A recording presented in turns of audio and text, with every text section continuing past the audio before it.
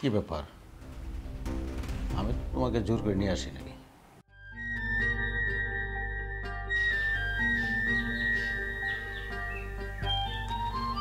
নমস্কার দাদা। আসলে আমি শুনেছিলাম এই এলাকায় একটা পতিতালয় আছে। আপনি যদি আমাকে একটু দেখিয়ে দিতেন খুব ভালো হতো। পতিতা লটেছে ওই যে সামনে রাস্তাটা দেখা যায়, ওই রাস্তা থেকে একটু ডাইনে গেলে পেয়ে যাবা। কিছু মনে না করলে আপনি যদি আমাকে একটু পতিতালয় নিয়ে যেতেন অনেক উপকার হতো, কারণ আমি তো কখনো পতিতালয় যাইনি, এই জন্য আমি চিনিও না। না, আমার যেতে হবে না। ওই পতিতা গিয়া উষা নামে একটা সর্দারনি আছে, ওর কাছে গিয়ে আমার কথা বললে তোমাকে নিয়ে নিবে, তুমি যেতে পারো। ঠিক আছে দাদা, আপনাকে অনেক ধন্যবাদ। আমি তাহলে আসি। এই শোনো শোনো, জি দাদা, কিছু বলবেন? আমি বলছিলাম কি, যত নতুন আসছো, তুমি যদি আজকে আমার সাথে সময় দিতে তাহলে তোমার জন্য ভালো হতো।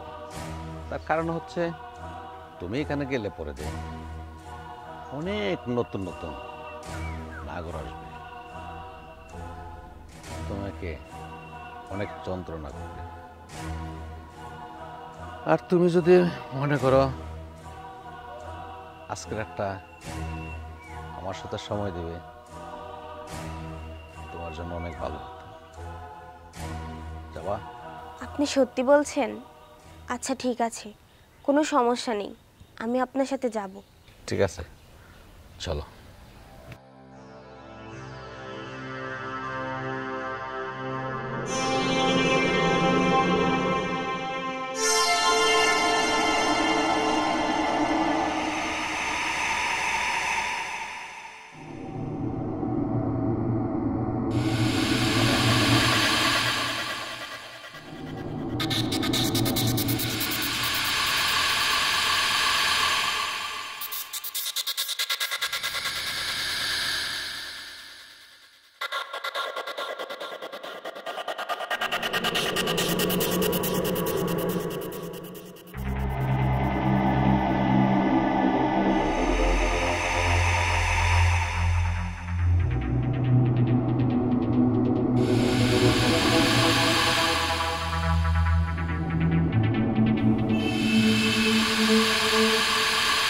কি ব্যাপার?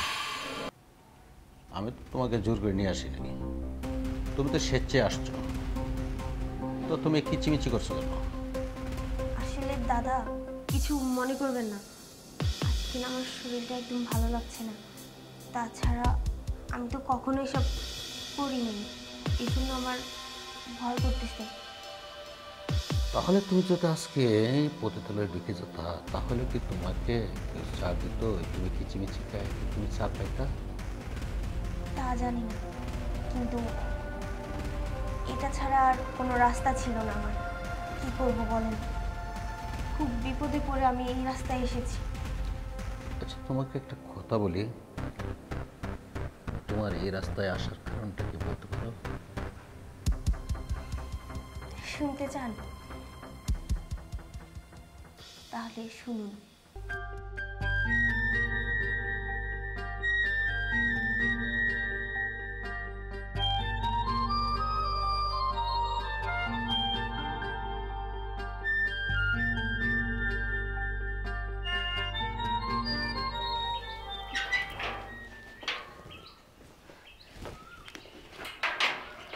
স্যার নমস্কার। জি বলেন। কিছু না মনে করলে একটা কথা বলতে পারি? বলেন। আসলে আপনার অফিসে কি আমাকে একটা চাকরি দেওয়া যায়? শুনেন, আপনি দেখতে অনেক সুন্দরী, এখানে চাকরি করে আপনি কয় টাকা পাবেন? 2, 4, 5, 6 হাজার, এর বেশি পাবেন না। তার থেকে আমি বলি আপনি পতিতালয়ে যান, সেখানে গেলে অনেক টাকা ইনকাম করতে পারবেন। বুঝতে পারছেন? আপনি তো দেখতে অনেক সুন্দরী। শুনেন, তার থেকে বলি কি, এখানে চাকরি করলে পাইবেন 2, 4, 6 হাজার টাকা, এর বেশি পাইবেন না। তার থেকে আপনি পতিতালয়ে যান, এখানে গেলে আপনি অনেক টাকা ইনকাম করতে পারবেন। ছি ছি, আপনি এসব কি বলতেছেন? আসলে আপনি যা ভাবছেন ওইসব কিছুই নয়, আমি এসব কেন করতে যাব? শুনেন, এত পেঁচাল পেরেন না।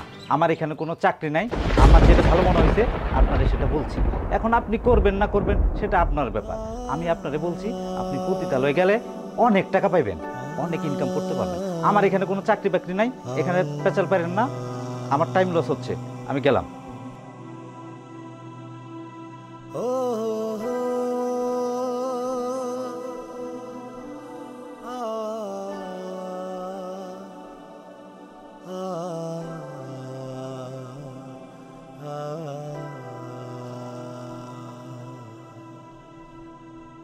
এখন বুঝতে পেরেছেন আমি কেন এই পথে এসেছি?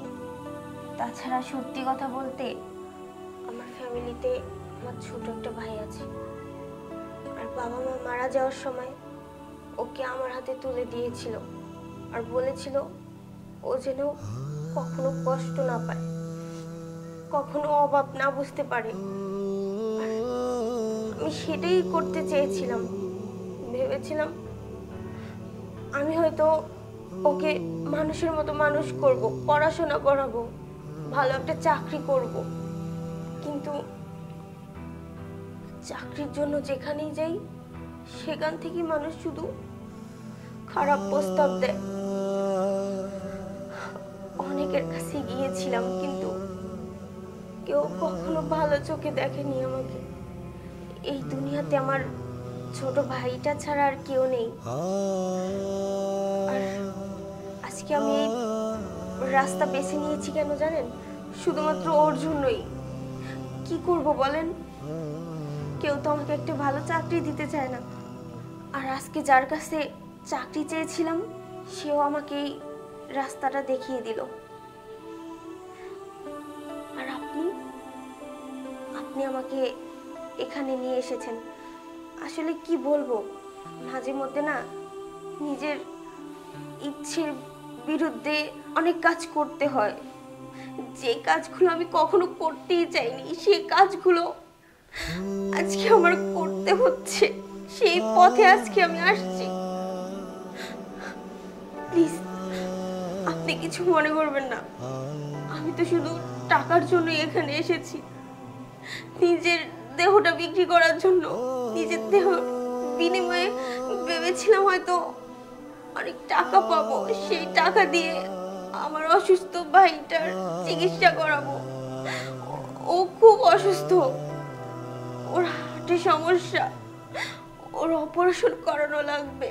যদি কালকের ভিতরে ওর অপারেশন না করাই তাহলে ওকে বাঁচাতে পারবো না।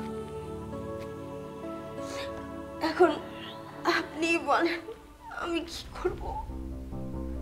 কোন পথে যাব? কে আমাকে ভালো একটা চাকরি দিবে? কে আমাকে ভালো পথ দেখাবে? চুপ করো, কথা কম বলো।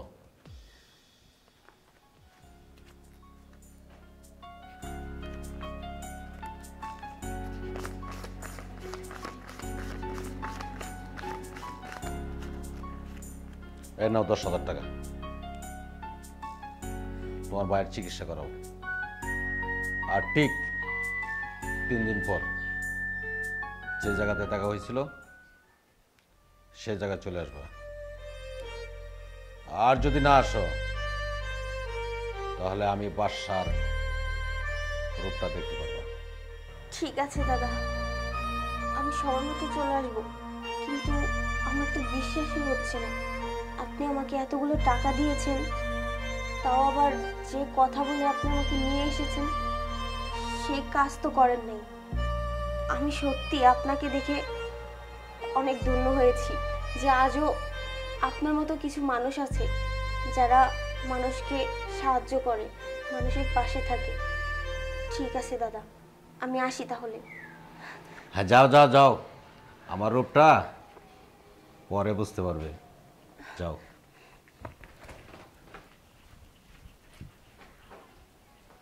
আসসালামু আলাইকুম রাহমাতুল্লাহ।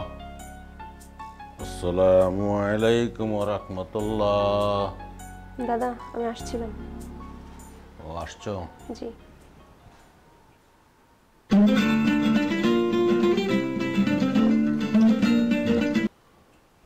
এটা নিয়ে যাও।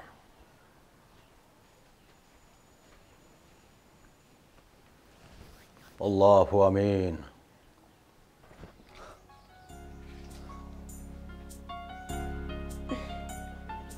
হ্যালো, কে বলছেন? সুস্মিতা বলছেন? জি। আপনি একটা সিভি জমা দিয়েছিলেন চাকরির জন্য, আপনার চাকরি হয়ে গেছে। আপনি এই মুহূর্তে জয়েন করতে পারেন। কি বলছেন স্যার? আমার চাকরি হয়ে গিয়েছে? ঠিক আছে, আমি আসছি। কত সুন্দর একটা খুশির খবর। এত সাধনার পরে আমার চাকরিটা হয়ে গিয়েছে। কিন্তু আজকে তো ওই লোকটা বলেছিল ওই লোকটার কাছে যেতে। কি করব? একদিকে আমার চাকরি, অন্যদিকে ওই লোকটা। ওই লোকটা তো আমার বিপদের সময় অনেকগুলো টাকা দিয়ে আমাকে সাহায্য করেছিল। না, আমি বরং চাকরিটাই করি। চাকরি করার পরে ওই লোকটার টাকাগুলো দিয়ে আমি ওনার কাছে ক্ষমা চেয়ে নিব। আমার চাকরিটা খুব জরুরি। আমি যাই, অফিসে যাই। May I come in, sir? Yes. Sir, কিছুদিন আগে আমি অফিসে একটা সিভি জমা করেছিলাম। আজকে অফিস থেকে কল করেছিল আমার চাকরিটা নাকি হয়ে গিয়েছে, তাই আমি এসেছি। দাদা? হ্যাঁ, আমি। তোমার চাকরিটা হয়ে গেছে। কিন্তু আপনি এখানে?